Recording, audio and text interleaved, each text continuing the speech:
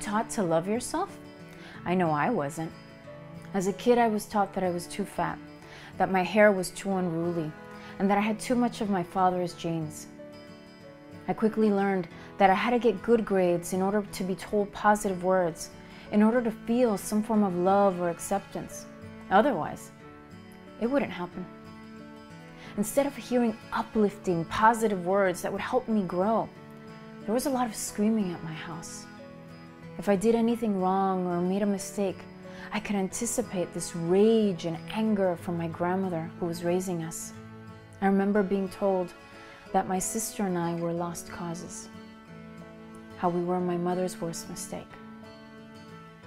That's pretty horrible stuff to hear, especially when you're an impressionable kid that is a walking and talking sponge. Normally you learn how you're going to feel about yourself from your parents and by the adults around you. But not everybody is born to functional, positive parents. Not everybody could count on the people who should have been there. That's why I always say that the playing field, it is not level.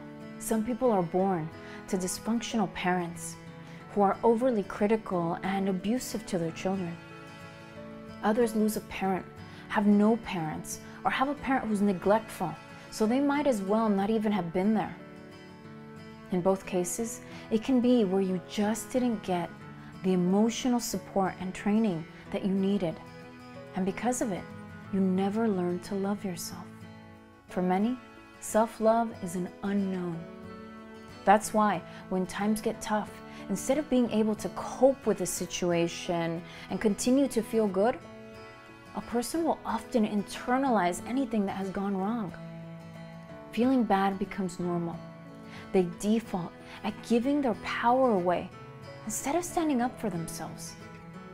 In certain situations, a person can even give up and completely sabotage themselves instead of following through with what they really want.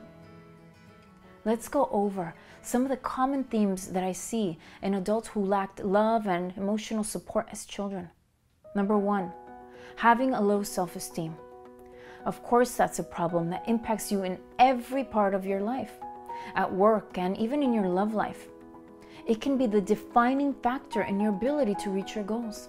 Number 2, anticipating bad things, feeling that good things aren't for you and that good things don't happen for you. Because of it, you may feel this kind of anticipatory anxiety that at any moment something is going to go wrong, that something bad is going to happen. Number 3, people pleasing, because you don't feel good enough or worthy. Maybe also because you feel obligated. It's hard to feel good when you're always looking outside for validation.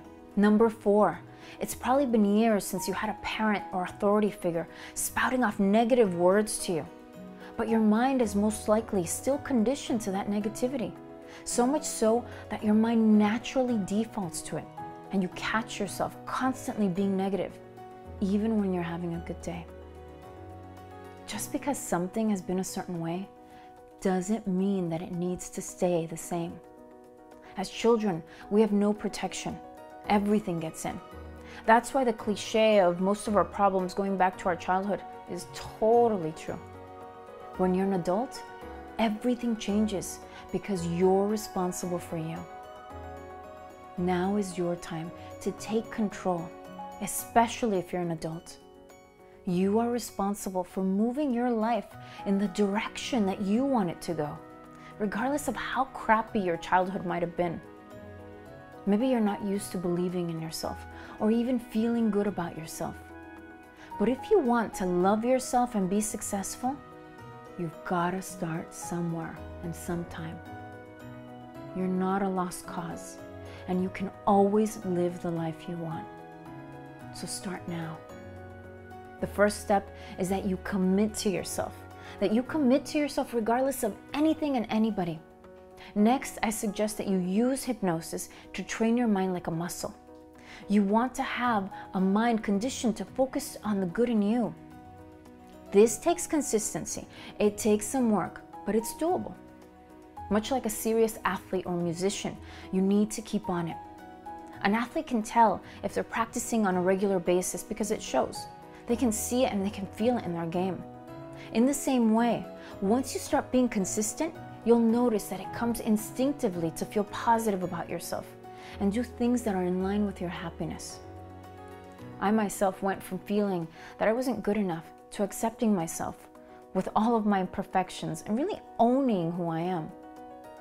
In the same way, you can train your mind to love yourself no matter what. You've probably been watching this video because this topic resonates with you.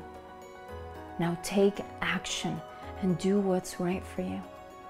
You deserve it. For more information, visit sashacarrion.com.